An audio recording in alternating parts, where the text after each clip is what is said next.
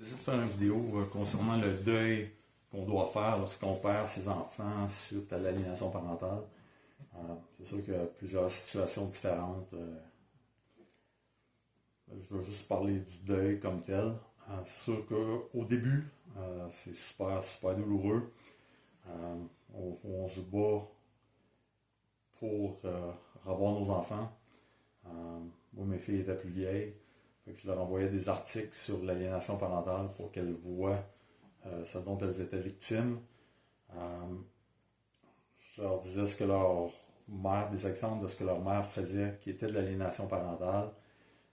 Quand je faisais ça, elle me revenait et me disait que moi, en faisant ça, je faisais de l'aliénation parentale sur moi-même. Même si tous les exemples que je donnais, puis c'était aliénation parentale 101.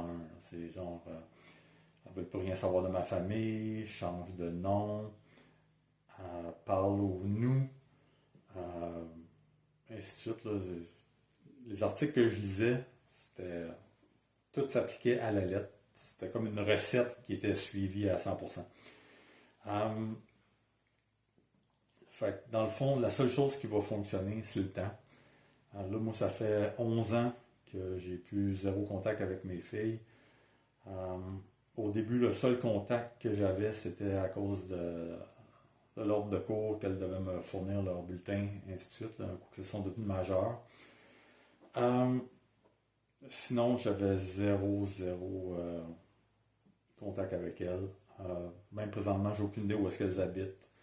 Euh, je suis policier, c'est sûr que je pourrais faire de la surveillance là, parce que là, comme je sais où est-ce que ma fille cadette travaille, mais avec les menaces de me faire encore arrêter pour harcèlement si je faisais ça, ça a tombé là.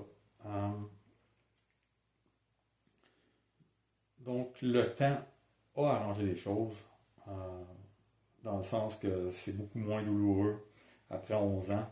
Je pense encore à mes filles à tous les jours. Je rêve à elles régulièrement. On ne s'appelle pas tous nos rêves, là, mais ceux que je me rappelle, c'est quand même régulier. Mais ce qui est drôle, c'est que dans mes rêves, mes filles sont toujours jeunes. C'est comme si les derniers mauvais souvenirs, euh, mon cerveau les enregistre pas. Euh, Fait que c'est toujours des beaux rêves que je fais avec mes filles. Euh, Ce qui est difficile aussi, c'est des fois qu'on écoute des émissions ou des films où est-ce qu'il y a des situations difficiles avec les enfants. Ça, c'est pas facile encore aujourd'hui, même après 11 ans.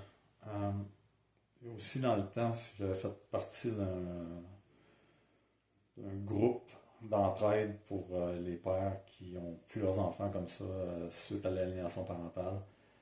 Euh, Ça l'a aidé pour un certain temps. Puis à un moment donné, ils ont comme changé leur approche, puis ça me plaisait plus. Au début, ça c'était un groupe de partage, puis après ça, c'était devenu qu'il y avait des thèmes à chaque semaine, puis ça me parlait pas. Puis aussi, ce qui a aidé énormément, c'est que ma fille cadette a pris fait et cause pour sa mère dans sa guerre contre moi. Comme moi, j'ai déjà donné l'exemple d'un autre de mes capsules, là, mais elle est super bonne en dessin. Elle devait reproduire à la mine la photo de ma graduation d'école de police. Puis je lui avais laissé pour qu'elle fasse ça. Puis après que je déménageais de la maison, euh, j'ai plus eu aucun contact avec mes filles. Je les ai plus jamais revues. Fait que la photo, évidemment, elle ne me l'a jamais redonnée, elle l'a jetée. Puis elle n'a même pas le courage d'avouer ses. On sait tous les deux qu'elle l'a jeté, mais elle n'a même pas le courage de l'avouer. Encore, je pense que c'est l'an passé ou il y a 2 ans que j'avais écrit par rapport à ça. Puis elle m'avait répondu sarcastiquement qu'elle n'était pas responsable si je n'étais pas capable de me souvenir où est-ce que j'ai mis mes choses, puis qu'elle n'a aucune idée de quoi je parle, ainsi de suite. Fait que ce genre de comportement-là fait en sorte que ça fait moins mal euh, de plus les avoir dans ma vie. Ben, présentement, je les laisserais même pas rentrer chez moi. Euh, J'aurais peur de ce qu'elles pourraient me faire. Là, ça fait partie peut-être un petit peu de ma paranoïa, là, que dans une autre de mes capsules que je parle que je suis devenu paranoïaque. Là.